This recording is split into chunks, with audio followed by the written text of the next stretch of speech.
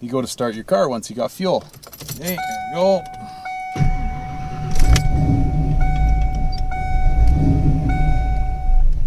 Oh, there we go, right? That's good.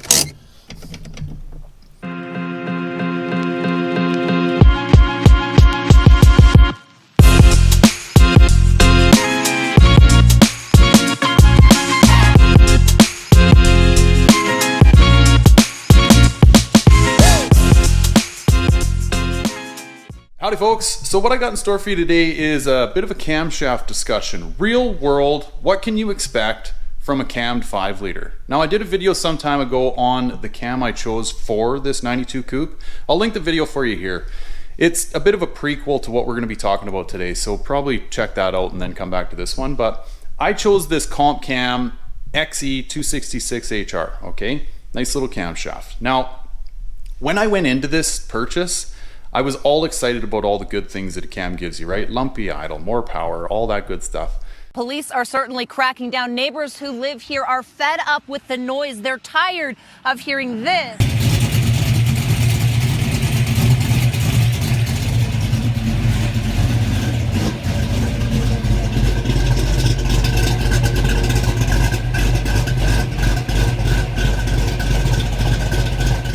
However, I wasn't expecting some of the pitfalls that come from having a cam small block Ford. Now, all of this has come to mind because I'm getting ready to do a top end swap on this 91 convertible. I got a bunch of GT40 parts I got off an Explorer over here, and I'm trying to pick a cam, doing some late night research, and it's made me think. I went into this a little blind last time with the Coupe and was all excited about what I was going to be getting from that cam, but I didn't realize that there are some shortcomings that come with this stuff. So I want to talk to you about that stuff today. Now, real quickly, for those of you with a tight eye and you've been watching my community posts, those are those boxes of mags that I got from my buddy Parm. Thank you, Parm. If you guys want to see a video on me pulling those out, like I'm talking old 90s muscle Mustangs, fast forward, 5.0 mags, let me know down in the comments and I'll put a video together for you. But on today's topic, what I'm going to do is I'm going to get you in the car, we're going to go for a scoot, and I'm going to try and get this thing to do all the stuff that it does that drives me nuts. And I know I'm not the only one. Me and my buddy Josh Kennedy, we talk about this quite often. He's got a sweet 93 Teal Cobra with a blower on it and heads, cam, whatever. And he asked me, he's like, hey man, do you ever run into this with your car? I'm like, yes, all the time. Like, it drives me nuts. And anyway, if you're not aware of it or you don't know that it's going to do it, it can make you look like a total schmuck, like at a street light or pulling into a car show or whatever. So I want to try to show you guys some of those things today so you can be aware of it, because I mean, it's led me to a point with this car where I won't just give the keys to whoever. Like, I'd give them to Josh because Josh is aware of it. Some cases you got to drive these things like a 2-stroke motorcycle. Like, it's whatever, it's pretty wild. Anyway, and then when you think about it compared to a stock car, where the stock cam, I mean, it's like driving a Power Stroke Ford diesel, right? Barely, it's hard to stall, they're easy to drive. These things can be a little testy. So that's what I'm going to talk to you about today. Real world experience surrounding having a cammed FOXBODY 5.0. Okay guys, let's get her going here.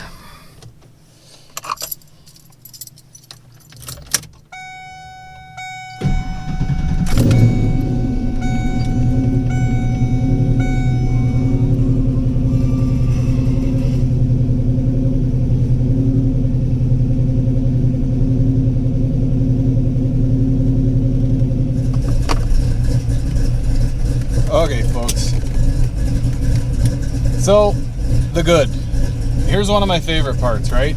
The lumpy idle. Like, it's pretty hard to beat, and I mean, it almost gets better. This is a cold lumpy idle, but as it warms up it almost gets lumpier. So one of the goods for sure, I'll give it to you all day, is that lumpy idle. So as I let the car get up to temp, I'll just tell you a little bit of the backstory here. So, as I mentioned in my first video, I went to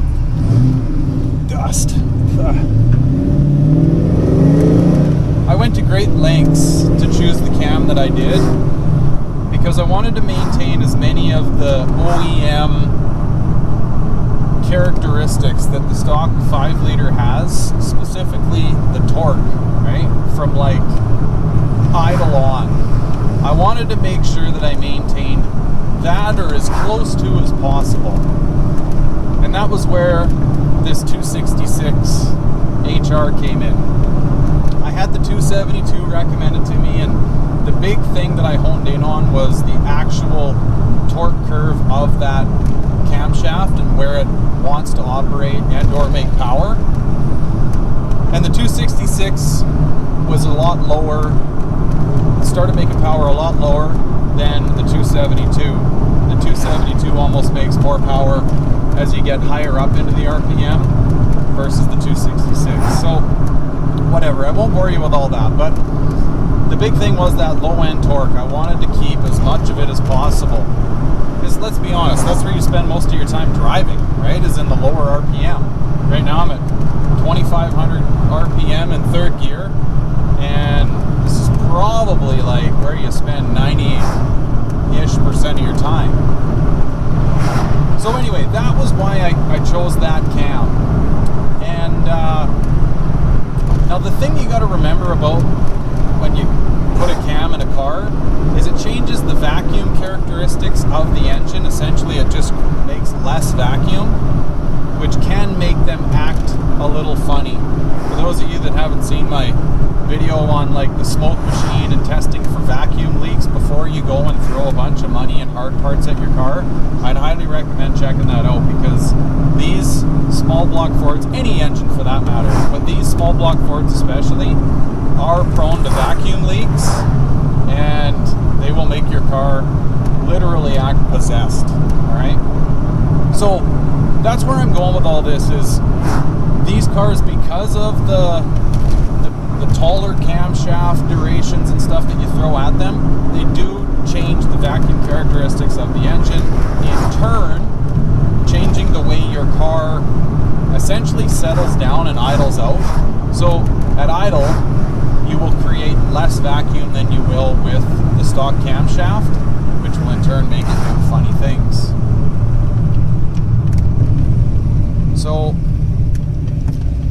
as my car warms up, and as I get it to do some of the things I'm trying to show you guys here, what you'll notice is as my car, when I come to a street light, or I'm just working my way around a parking lot in and out of first and reverse, the RPMs, as they try to drop back down to an idle, will almost like, it'll act like it wants to stall. So, and where I notice this the most, I grew up in hilly country, and I was always raised to use the compression of the engine, the back pressure, to slow down before you start getting after using your brakes. Save your brakes, use the engine, right? So I downshift as I slow down. Whether I'm coming to a street light or I'm coming down a hill, I use the engine more than I use the brakes. And for whatever reason, because this gets a little over my head, okay? I don't know a ton about tuning these cars. That's why I seek expert advice like Matthew Puzzi at Tech Motion. I've done an interview with him, but anyway, I seek their advice to figure this type of stuff out. Sorry, I thought it was going to dive on me there, and I was going to talk about it and show you. Anyway, so as I'm gearing down and slowing down, coming to a street light or a stop sign or whatever, this car really struggles to find idle. It'll go right past where it should idle and want to start sputtering and falling on its face. And let me tell you, especially how these cars have gotten that much more popular in the last handful of years, a lot of people looking at you at street lights and stuff, you can look like a dummy in a hurry.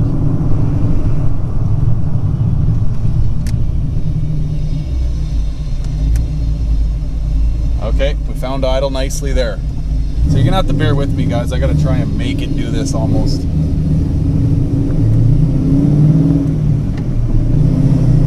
Now, the car, it's definitely different driving it than it was stock.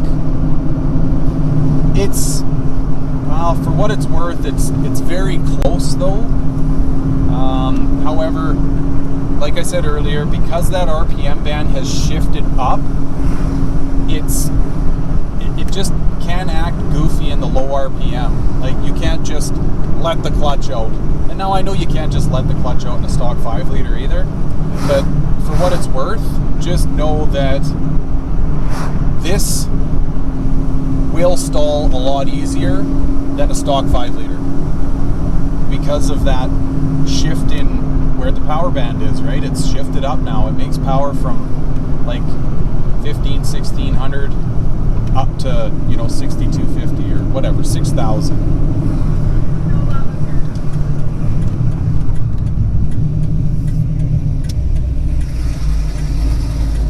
Okay, it's still treating me good here.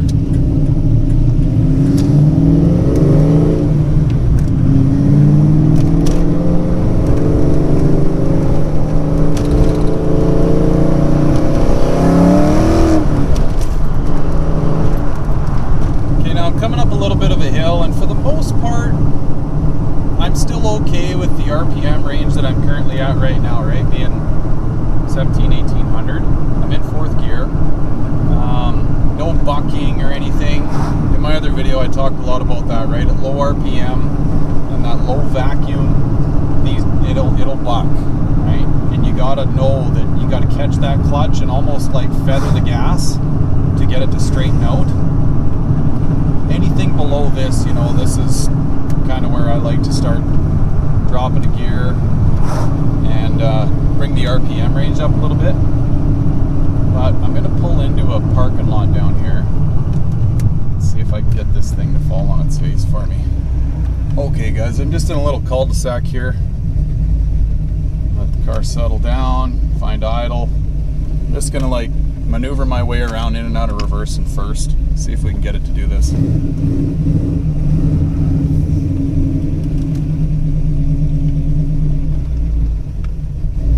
There it goes. See, now I didn't touch the gas there. It saved itself essentially, but this can get a lot more drastic.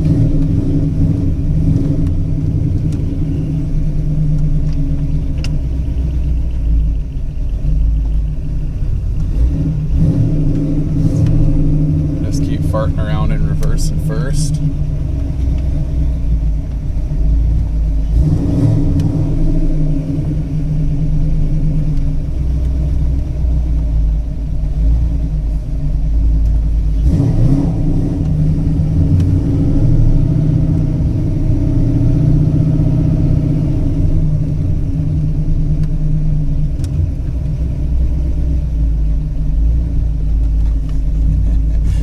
Guys are watching. So, and I guess that's a decent point to make, is it doesn't do it all the time. All right, it's almost got a little bit of a mind of its own. Like, you gotta know it's coming, anticipate that it's coming, or like I say, you know, you pull up to a street light or you pull into a Cars and Coffee or whatever, and you got to talk to somebody and fiddle your way through some pylons, whatever, and it wants to fall on its face. Well, yeah. Then you look stupid real quick, right? Oh, first day with a stick, right? Stalling your car. How long you had it? Okay guys, so I'm just backed in off the road here. I'm going to show you another thing that it tends to do. So let's say you pull into a gas station, you're going to get fuel, right? Shut her down, you go out, you get your fuel, you do your thing. All you FOXBODY owners out there, you know how it goes, right? Your chances are you're going to run into somebody that wants to talk to you about your car. So, and then they want to see you leave and maybe give her a little extra than you normally would. But anyway, you go to start your car once you got fuel. Hey, here we go.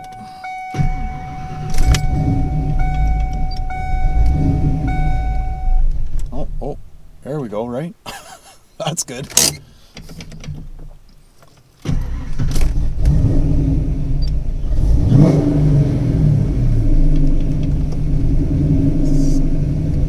Probably settle in here. Oh, there it goes. Oh, still hunting a bit.